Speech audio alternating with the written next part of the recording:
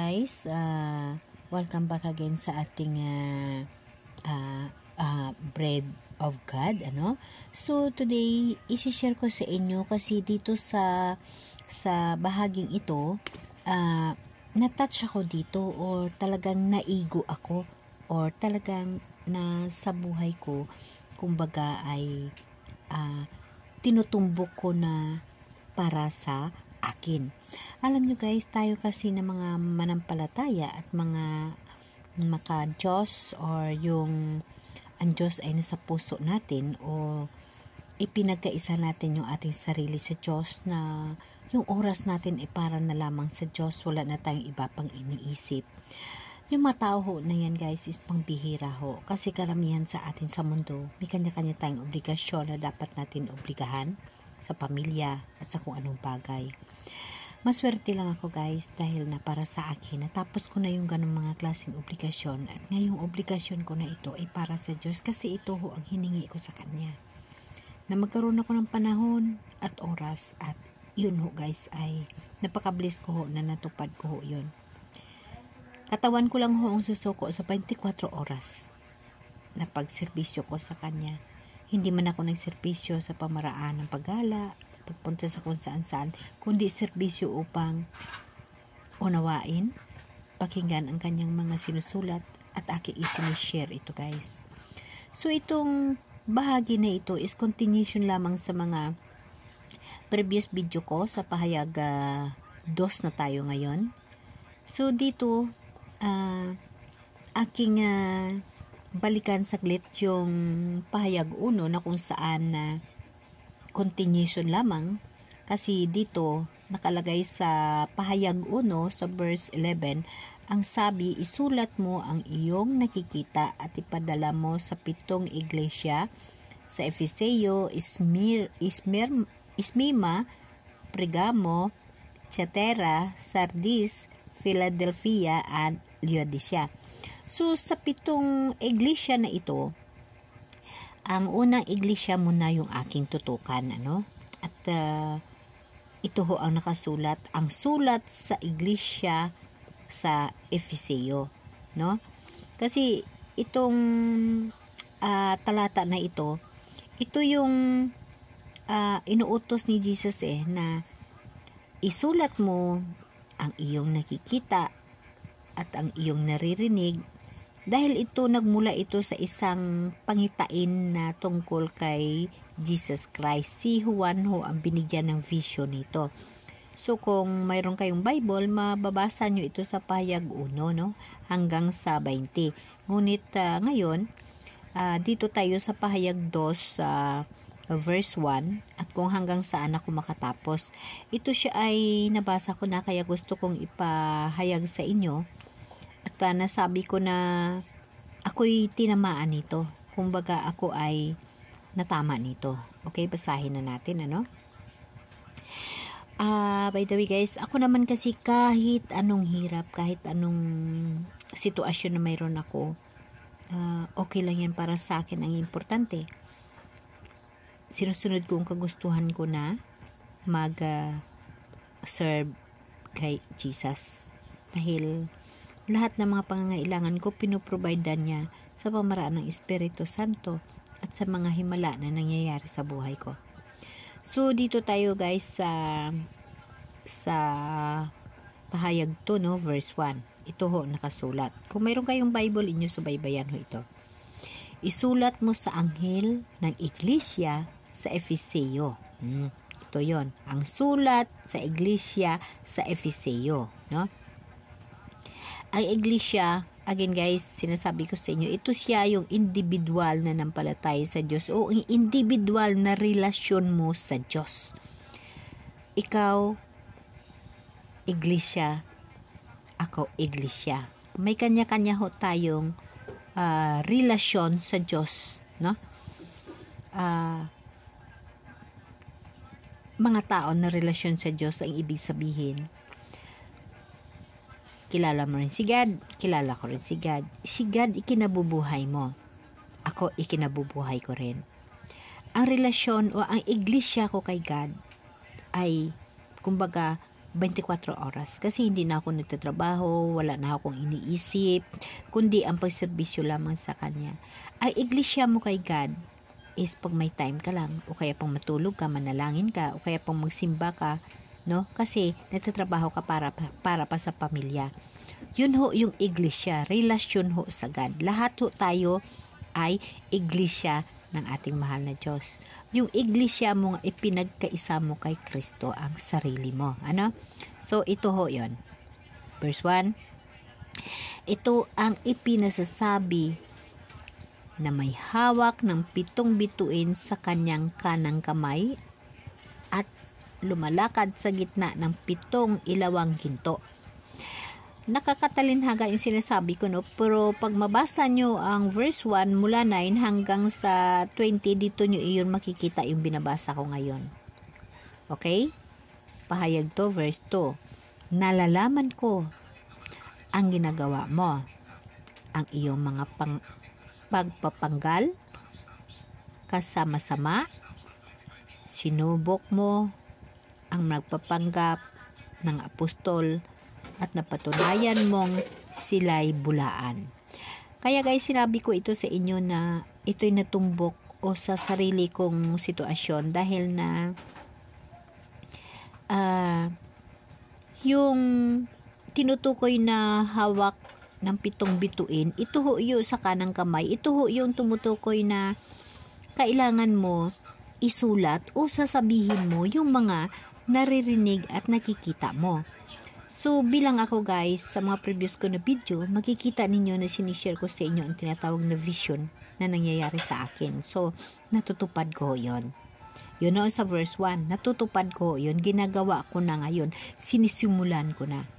Ang verse 2, nalalaman ko ang mga ginagawa mo, ang iyong mga pagpapanggal at pagtitiyaga. Yes, matyaga ho ako. Matyaga akong nagmamahal kay Lord, nag-aantay sa lahat na mga pangangailangan ko pa na nagmula talaga sa Kanya. Hinihingi ko lagi sa Kanya. Alam kong namumuhi ka sa masama. Yes. Hindi ako perpekto, makasalanan ho ako. Dito ito sa verse 2, nalalaman ko ang mga ginagawa mo, ang iyong mga pagpapanggal at pagtitiyaga. Alam kong namumuhi ka sa masama. Yes, inaamin ko. Makasalanan ho ako. Ngunit alam ko na ang Diyos mapagmahal at madaling magpatawad. Patuloy natin. Sinubok mo ang mga nagpapanggap na apostol at napatunayan mong sila'y bulaan. Yes, naranasan ko ho yun. Na muntik na ho ako nadala sa isang grupo ng iglesia na nanampalataya, no, na mga tao na magaganda ang mga sinasabi nila, ngunit aking sa sarili hiningian ko sa mahal na Diyos at sa Espiritu Santo na gabayan ako at napatunayan ko na hindi tama, no? So, no, nakalagay, sinubok mo ang mga nagpapanggap na apostol at napatunayan mong sila'y bulaan. Yes, dahil may ginawa ako ho, napatunayan ko na sila'y mali. Kaya nangyari ho, napatunayan ko yon. So, binibase ko ito sa sarili kong buhay. Okay? Verse 3, alam ko ring matyaga ka, magtiis at maraming hirap alang-alang sa akin at hindi nanlupaypay. No? Tama. Lahat to yun ginawa kong paghihirap, pagtitiis para sa pamilya ko. Kasi ang pamilya, ang kapwa mo is si Jesus din yun. Kasi may obligasyon tayo sa bawat isa sa atin. No?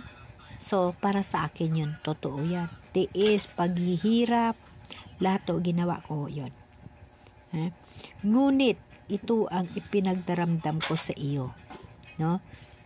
Nanlalamig ka na sa akin, hindi mo na ako mahal tulad ng dati.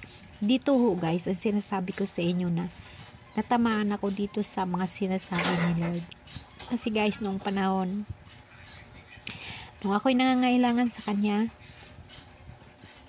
nung kasalukuyan ng buhay ko bilang tawanon sa mundo, wala ho akong ginagawa kundi humingi lagi sa Kanya. Siya lagi yung aking sandalan. Siya lagi yung aking protector, provider, at lahat yun ay nakukuha ko. Lahat yun ay natatanggap ko na blessing. Himalaman, imposible ngunit nangyayari. Lahat yun nangyayari sa akin. Gabi-gabi, nananalangin ako, iniiyakan ko siya, kinakausap ko siya lagi-lagi. Lagi ko siya kinakausap. Kaya, dito ako na heart, or dito ako nagsasorry kay Lord. Kasi, ngunit ito ang ipinagdaramdam ko sa iyo, na nalamig ka na sa akin, hindi mo na ako mahal tulad ng dati. Kasi guys, sa propesya na yan, natatamaan ako. Dahil noon, sobrang mahal na mahal ko si Lord. Buong puso, buong buhay, lahat na trials sa buhay ko, iniiyak ko sa Kanya, hinihingi ko, kinakausap ko siya lagi. But lately, ultimo sakit ko, hindi ko na nga sinasabi sa Kanya, Lord, tulungan mo ako. Nilalaban ko sarili ko. Na hindi na nga ako sa Kanya humingi ng tulong. Yung hindi na ako sa Kanya nagsabi na, Lord, may sakit ako, tulungan mo ako. Hindi. Hindi ko na nasasabi. At natutulog na lang ako na, minsan magsabi na lang ako na, good night, Lord, I love you, Lord, thank you, Lord, that's it. Unlike before na, halos tag isang oras sa pagpadalangin, kinakausap ko sa umiiyak ako. Something ganon. Kaya, sa pahayag na ito,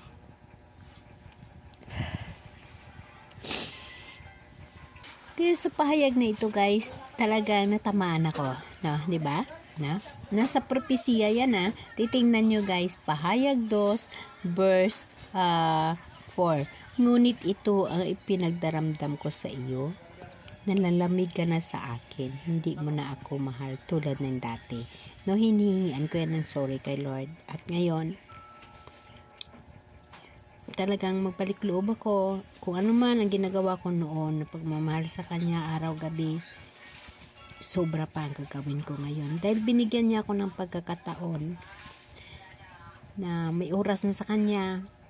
Kung noon nga, nung nangangailangan ako sa Kanya, lagi ko siya iniyakan, mahal na mahal ko siya, lagi ko siya ginakausap, napuprovidean ho lahat ko. Wala akong problema kung hindi nasusolbo. Lahat ng problema ko, lahat imposible at hindi imposible nangyayari at nasusolbo, no? Kaya napakaganda, no? Na ngunit ito ang ipinagdaramdam ko sa iyo, nalalamig ka na sa akin, hindi mo na akong mahal tulad ng dati, di ba? Kaya natamaan ako dito. I'm sorry, Lord. Diba? So, ipagpatuloy natin. Alalahanin mo ang dati mong kalagayan. Pagsisihan mo at talikdan ang iyong masamang gawa. Yes, Lord. At gawin mong muli ang mga ginawa mo noong una. Yes, Lord. Kapag hindi ka nagsisisi, pariyan ako at alisin ko sa kinalagyan ang iyong ilawan. No, Lord. Alam ko ako ang isang ilawan doon sa pangitain kay Juan. Kaya nagmamakaawa ako sa iyo, Lord. Gabayan mo pa ako. Lagyan mo pa ako ng lalong matalas na isip para sa buhay na walang hanggan. Ngunit ito naman ang napupuri ko sa iyo. Thank you, Lord. Kinapuputan mo ring tulad ko ang ginagawa ng mga Nicolaita. Oh, yes, that's true. Yung Nicolaita, guys, isa yun sa Diyos-Diyusan. Isa ho yun sa nagsasamba sa mga Diyos-Diyusan. Tama ho yun, guys. Tama ho yun. Alam nyo, guys, tayo kasi ng mga manampalataya, pag ang mahal na Diyos sa puso natin at ang Espiritu ng Diyos na sa puso natin, at tayo ay magiging aliwan, magiging ilawan na tinatawag, isang anghel na ilawan o isang iglesia na ilawan ng Diyos. maramdaman mo guys ang tama at mali sa mga sinasabi ng bawat tao sa iyo, sa harap mo. Kasi ang Espiritu Santo na gumagana sa puso mo at sa buhay mo, no? Kung may pandinig kayo, dinggin ninyo ang sinasabi ng Espiritu sa mga iglesia. Yes, tama yan.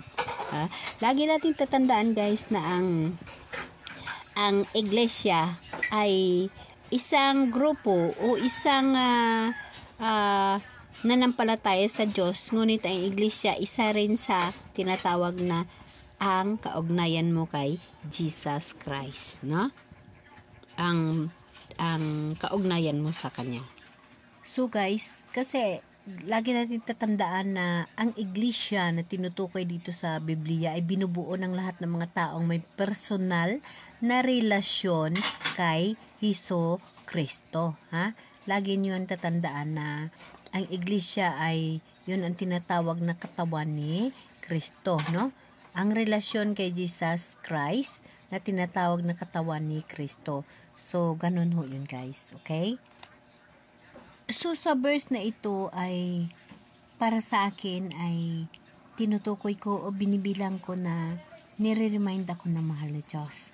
Kaya, kayo rin guys, dapat ninyong tatandaan na ang Diyos nasa sayo, nasa sa akin, nasa atin lahat dahil sa Espiritu Santo.